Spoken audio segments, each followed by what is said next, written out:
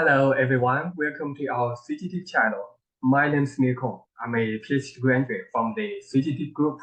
The CTD Group is a research group led by Professor Ranjith at Moansh University. Here I'm going to share with you a video about my story at this wonderful group. Please see the video. First, I'll briefly introduce myself. Well, I'm from China. I got my bachelor's and master's in petroleum engineering from Southwest Petroleum University in China. After that, I joined the CTD Group as a PhD student at Moansh University and become a student of Professor Ranjith.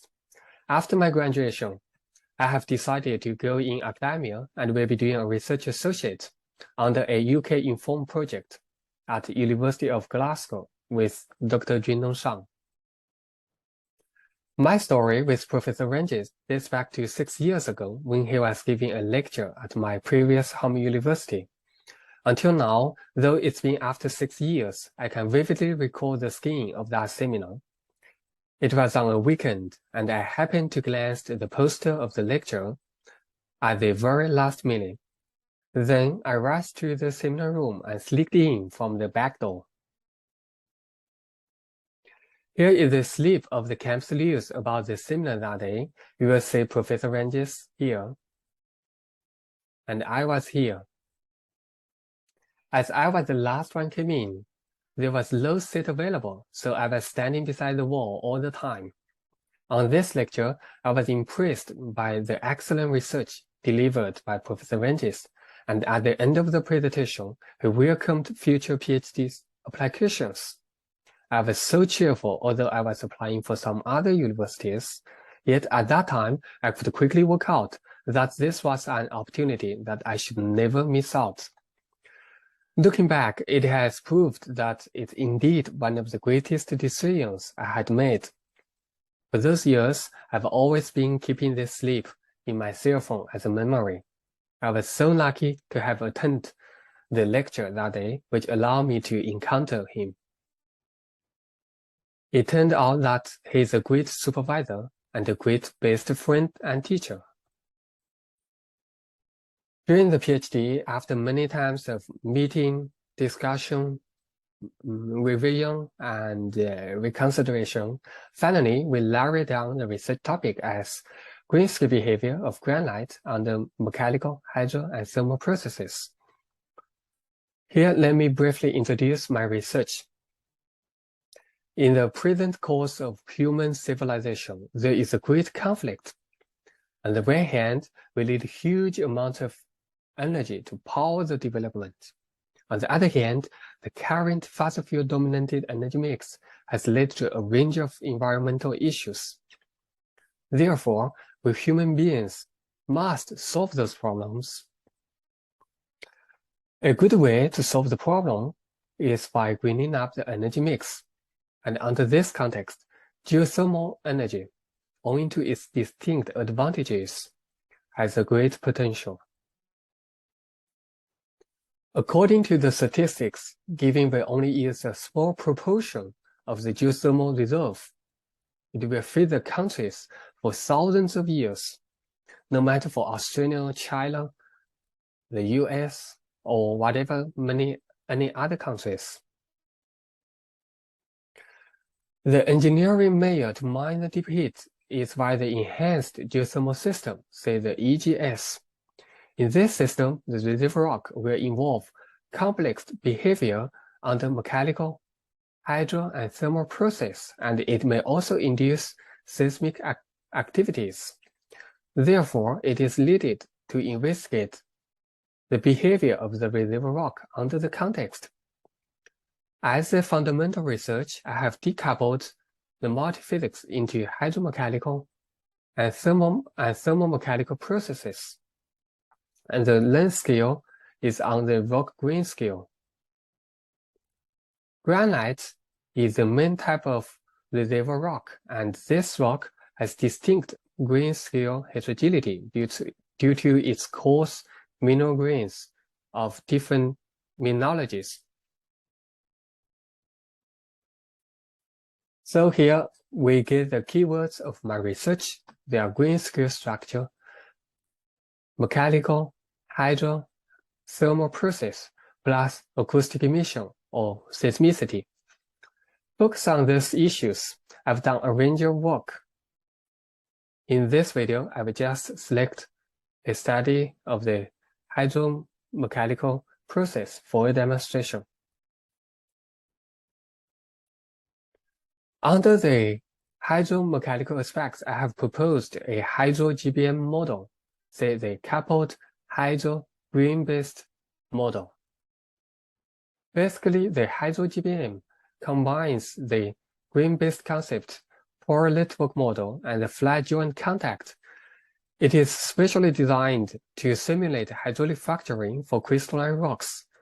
The model overcomes the intrinsic problems and is able to capture both the macro and micro behavior of the crystalline rock. The concept and detailed algorithm of the HydroGBM was published in our paper in 2021. You may scan the QR code here for more information.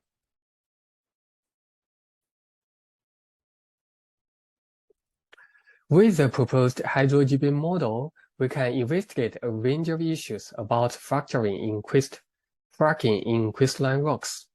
So this model will allow us to uncover many in-depth mechanisms. For example, we have used this model to study the effect of crustal stresses, say the in situ stresses. A rectangular numerical specimen sized 2 cm by 2 cm was established. The grain size and mineral composition were initiated based on an Australian hardcore granite. 3 y-directional confining stress of 2, 6, and 10 megapascals were considered. The x-directional confining stress was fixed to be 10 megapascals in the 3 cases. Water was injected through the borehole at the center. Here we compared the injection pressure curves, total crack lumber curves, and rock volume curves. We see that the initiation pressure and breakdown pressure both increases with high in situ stresses. And the cracking process is delayed by increasing the in situ stresses.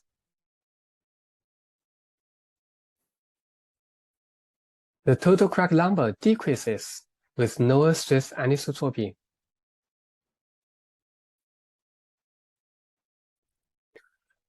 For the rock volume, it presents 3 segments associated with the 3 cracking stages. The pre-crack initiation stage, crack propagation stage, and post-failure stage. Total rock expansion decreases with the increasing in situ stresses.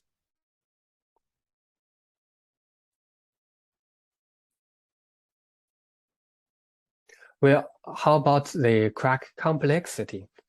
Here we can see that with the higher stress anisotropy, the crack will be more complex. And when the in situ stresses become homogeneous, say in this case, the main crack orientation may change. Also, on this finger, we colored the crack with the crack aperture with red being higher and the blue being lower. We see that many isolated cracks are generated around the main fracture.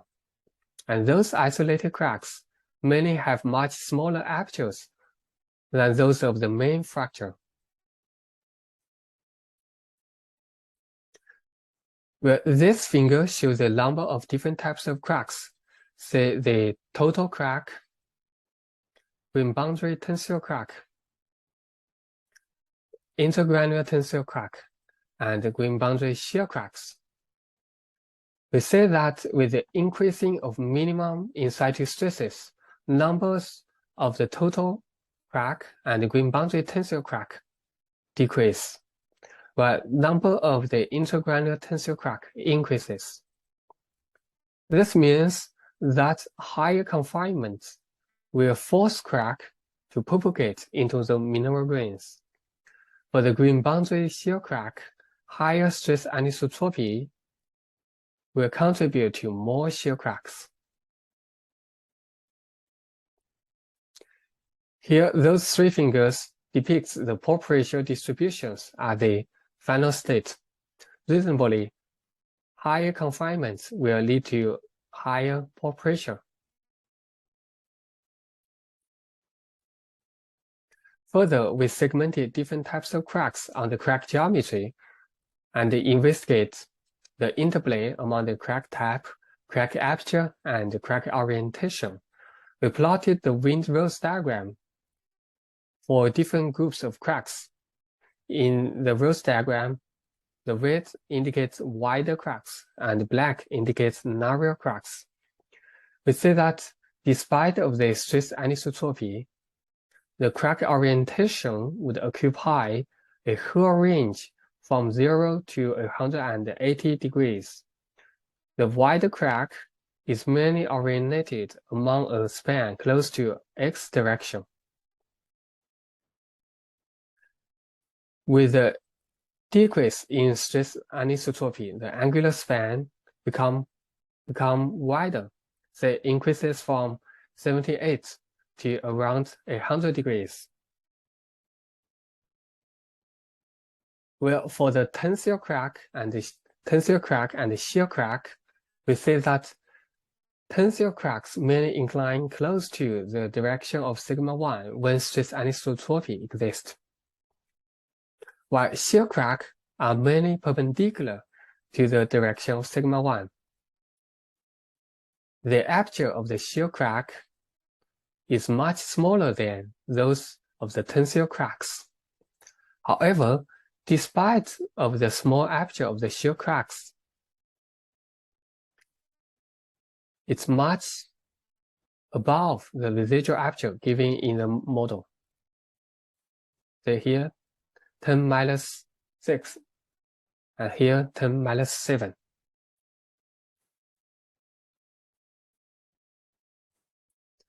For the green boundary crack and the intergranular crack, their orientation are similar to each other and close to the direction of sigma 1.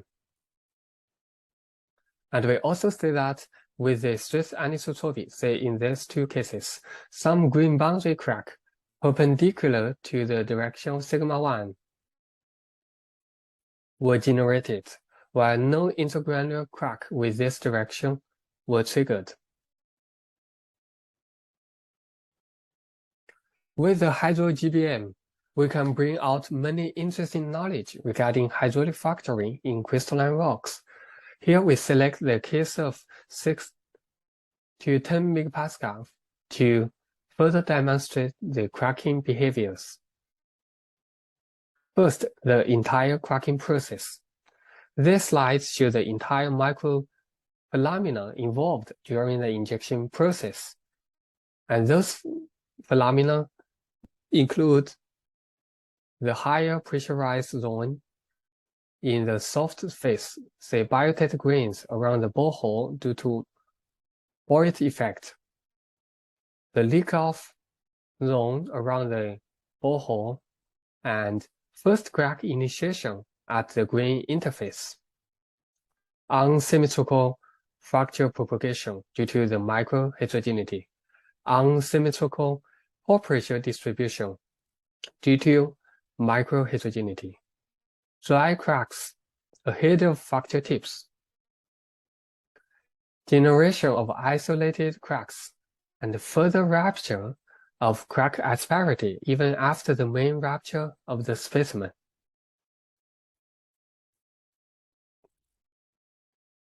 Second point, will the crack always be induced along the grain interface? The answer is no. As seen in the figure here, we see there are cracks in key feldspar, in plagioclase, in quartz, and in biotites. Also, they are grain boundary cracks. So people may ask, the mineral grain is stronger than the grain interface. How can crack penetrate into the mineral grains? Well, let's say here. Say if this is a fracture, at the crack tip, there will be a strong stress concentration, whose stress level may reach above the strength of the intergranular contact. So given a mineral grain is located ahead of the crack tip, crack can be induced in mineral grains. We also did sensitivity analysis over the cracking mode, as shown in this figure. Here we fix the tensile strength of the grain boundary at 10.5 megapascal, but increases the strength of mineral grains. We can see that even when the intergranular tensile strength reached 4 times of the grain boundary tensile strength, say more than 40 megapascals, there are a certain percentage of intergranular tensile crack will be formed. The simulation result here agreeing very well with the thin section observation, from which we also say that the intergranular crack and the grain boundary crack coexist in a fractured granite. The third point is regarding the crack initiation time order, which is also interesting. Say here, most people may think that crack will propagate continually in rock. Is this always true? Let's look at the 2 fingers here. So on these fingers, the color demonstrates the time at initiation, with blue being earlier and red being late. We can see that crack actually propagates in a way here. See, first blue cracks formed, then the yellow crack, and then the red. Here we define this behavior as a zipper mode. In this mode, the earlier initiated cracks are interspersed by the later initiated cracks, which is like the closure of the 2 teeth rows in a zipper.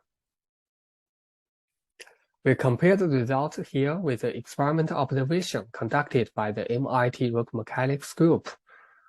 They used a high-speed camera and micro-digital image correlation to monitor the micro-cracking process during hydraulic fracturing. We say that the propagation of either the white patches or the high strain bands will follow the zipper mode.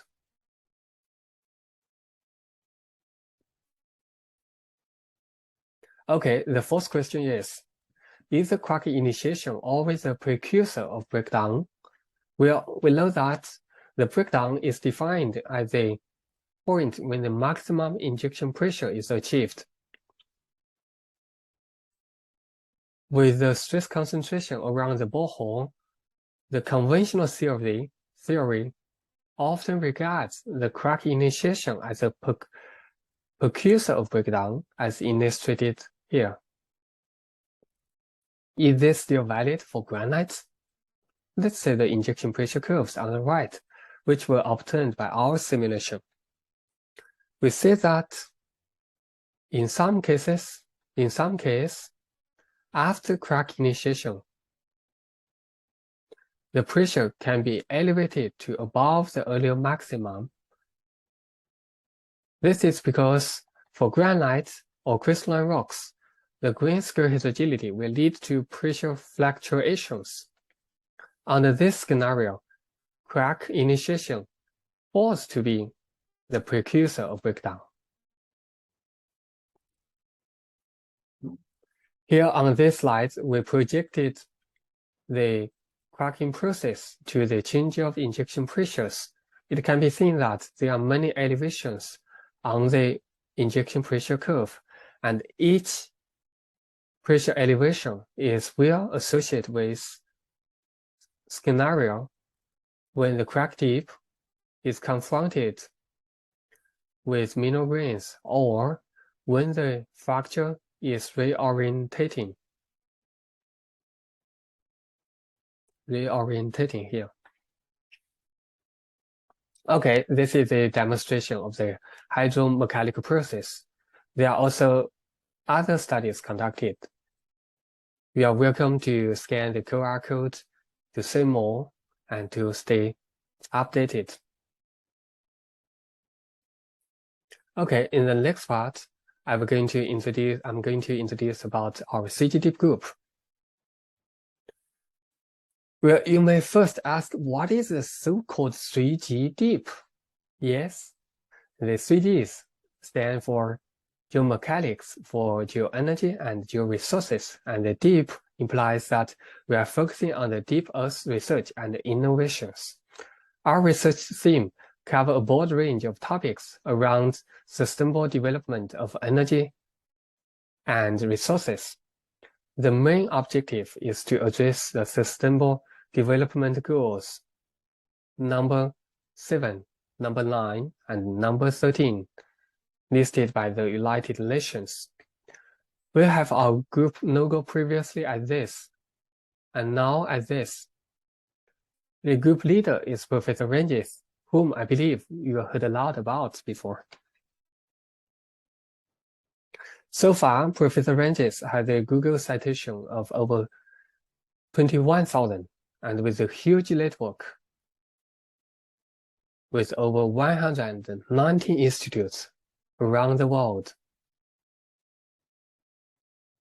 He has been awarded many prestigious titles and awards, such as Academic of Australian Academy of Technology and Engineering, Foreign Academic of the Indian National Academy of Engineering, Global Research Leaders in Mining and Mineral Resources, Field Leaders in Environmental and Geological Engineering, and he has also been recognized as the best supervisor by the university for his supervision skills and art. As a student, I think this is quite important to have a supervisor like this. You will learn a lot from him or her, both in research and sometimes beyond research. This will find you a happy, encouraging, supportive, and finally fruitful PhD journey, and will even have a positive influence along your whole life. In the 3G Deep family, we learn from each other and grow with each other. So far, 2 PhD theses from the group have been awarded the Rocha Medal as the world's best PhD thesis by the ISRM. And over the past 12 years, from 2010 to 2021, 10 in 12 Monash-based PhD theses were from our group. Starting from the CTD family, many now are working all over the world and have been excelling in their careers. Each individual in this group is supportive and super excellent. Studying and working in this group will find you a strong sense of belonging. We have a range of open opportunities. No matter if you are seeking for a PhD study opportunity, visiting, or industry collaboration, please don't hesitate to reach us using the emails here. In the next section, I will introduce a little bit about Monash University and let you know how a PhD life will be at this university. Well, Monash University was founded in 1958. It names after the famous Australian general and engineer Sir John Monash. Sir Monash owns a great reputation in Australia, and his portrait is also returned on the $100 Australian banknote. Monash University is located in Melbourne. In short, 50 years after the foundation, it has achieved an enviable reputation for its research and teaching excellence, and now it's one of the top universities in the world. It ranks number 37 in the US News and World Report and number 44 and 57 by the Times and the QS World University Rankings, respectively. The subjects regarding civil engineering and mining are also among the world's best. At Monash, one of the happiest things is that you will frequently enjoy a variety of seminars given by the big guys of different domains from all over the world. You will be able to see how those great brains are conducting their research, and you will have opportunities to discuss with them face-to-face about your own ideas and inquiries. This, as an important nutrition, is definitely beneficial for your research and will allow you to form a unique scientific philosophy of your own. Besides, the university also supports mid or long-term joint study at the world's best universities. If you are selected, the faculty will cover the financial expenses.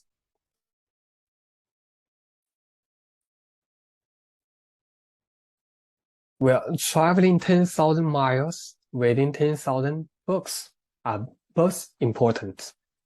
Monash also values the importance of broadening the horizon of its students. Each PhD student here will be offered a unique travel package for international conferences, which will allow you to build up your own network and allow you to travel and to see the world. Okay, that's all for my story at Monash.